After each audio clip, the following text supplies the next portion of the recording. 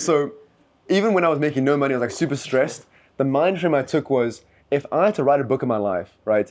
Every bad thing that happens makes the story so much better. Oh, bro, so storyline. every bad thing is a good thing, and every good thing is a good Yeah. thing. It's like you just reframe it. No, not on a real note. I literally had people, like clients of mine, refund for 100,000 rand after I put everything into fulfilling for them, even though the contracts, like I was doing everything right. I was fulfilling for them. Everything was perfectly good on my end. They decided, actually don't do this anymore. Amex, take our money back. 100 grand gone.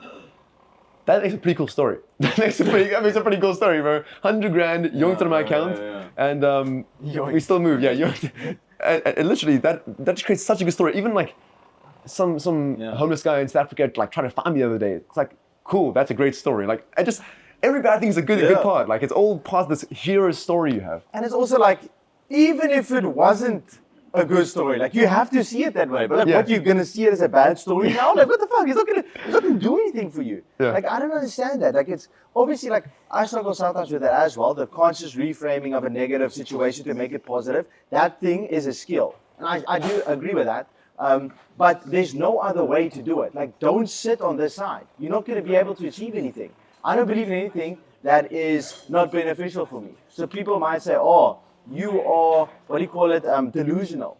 So, yeah, like you're delusional, bro. Like you just delusional, you just believe things that's negative for you. Like why would you be delusional like that? Like I don't subscribe to that, you know, obviously to an extent. But yeah, bro, it's crazy how everyone is in this space very similar. Like that needs to give you sort of like the trigger to be like, okay, everyone here operates sort of on the same frequency, the same vibe, we do the same things, habit, we don't smoke, we don't drink. That must be an indication for you that something has to change if you were still doing those things. Bro, it's scary how similar the journeys are. It's like, bro, you started your first business, you did some drop shipping, I did as well. Started the first agency, didn't go as well, didn't sign any clients. Started the next one, 3 months, you didn't really see anything. Then the 1 month you got like 20, 30K.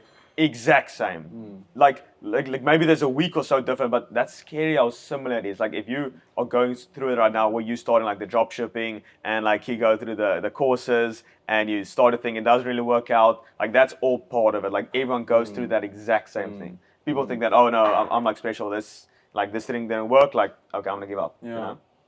Even Iman had the same kind of thing. It's like 16-year-old kid, fail. 10K a month, doing selling like some weird companies. It's like all the same story. It's all the same, like exactly the same. It's actually scary. So you just model after other people. It's like you see them go through that. You're like, okay, this is part of it. Like this is. But in the moment, like when that shit happens, it's pretty like you're like the world's failing. In the moment. But literally, I think the one of the most important traits is to be able to experience the negative thing and bounce back. Oh yeah. Like the quicker, the most successful people can do that extremely quickly. When someone experiences something like traumatic, they think about that thing for weeks. Yeah. But like the successful guy, like they notice it, and 5 minutes later they're like back in the game. Yeah. Let's see what I can do right now. They don't let it affect them as much. And so if you do that constantly with all these failures, like 5 minutes, okay, it's back in the thing. It's like it's compressed every single time, but other people take like weeks. So if you enjoy this conversation and you relate with the health and wealth aspect, and both of these are very important when it comes to scaling a business or just as an entrepreneur in general, top link in the description if you want a more personalized approach, to scaling your business or in the health aspect as well. And also in the description is access to our free community where we've got 20 hours of content that you can just consume. 100%. If you enjoy this conversation, share it to a friend. Maybe think about subscribing, put the notifications on. It helps the channel a lot. And by doing so, we can get some more interesting guests like this. So let's get back to the video.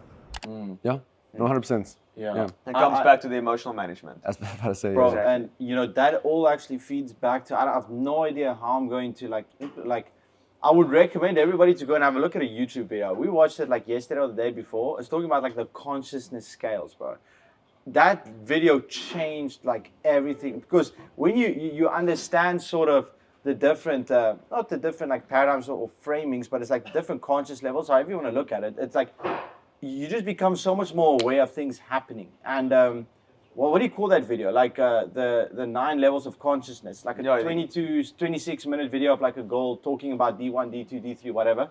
But it's like, we can link it down below. We can link it down below. Yeah, we just need to remember the editor. Yeah. So what Andre is essentially just speaking about is becoming detached from like all the successful guys. Like they experience that that emotion or whatever, but they come detached from the situation. So like I think like emotional, like you are what you what you think. So that's like D3, okay? But D5 is becoming completely detached from that and just being present. And so I think they just operate out of that state unconsciously without even knowing it. And that just gives them more power because they don't allow their thoughts and emotions to dictate how they're going to go about their day, you know? So like, for example, let's say you sign a client and then you feel amazing, 10K, you're celebrating, you take a girlfriend on a date. The next day, like he's fucking suing you for some shit, you know? And it's like, oh, like terrible, you feel terrible. It's like they're just very stoic about it, completely detached, and they just experience it for what it is, without attaching any unnecessary feelings or stuff. Then the thing comes like to actually experience life.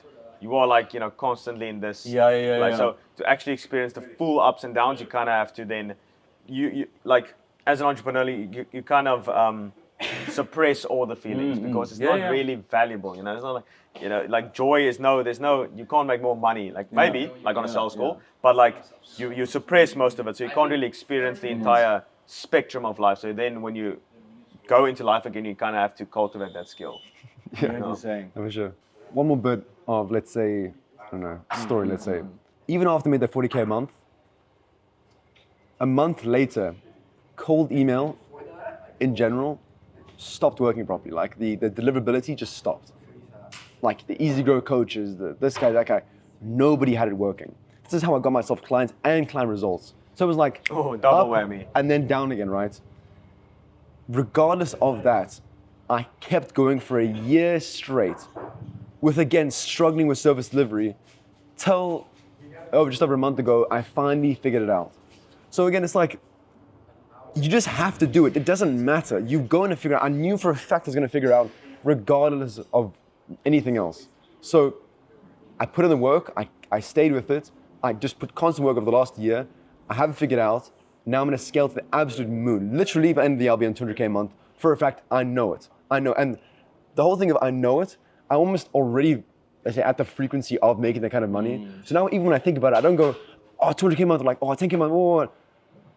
I'm calm. I know I can. I know the math. I just need to do it.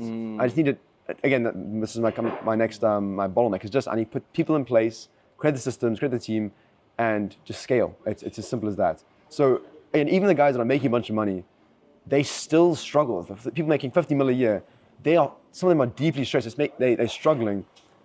That's fine. That's okay. You don't always need to be like this happy. Yeah. You know, things don't need to be good all the time. You can also just act in the place of things are fine. Like you're constantly making progress regardless. Of this year, it's not like I suddenly just stopped. Like since the output of making money wasn't there, doesn't mean that the inputs weren't there. I wasn't learning something. I wasn't making actual progress. Because the money is only one metric of success, not everything else that I learned on the way. So, yeah. The only way to fail is to quit. Like that's, what is failure? It's like, well, what is that even? It's to quit what you're doing, right? And success and failure is on the same road. Failure is just an earlier exit. Yeah. It's like you're on the exact same path. It's just failure is like you quit earlier. That's all.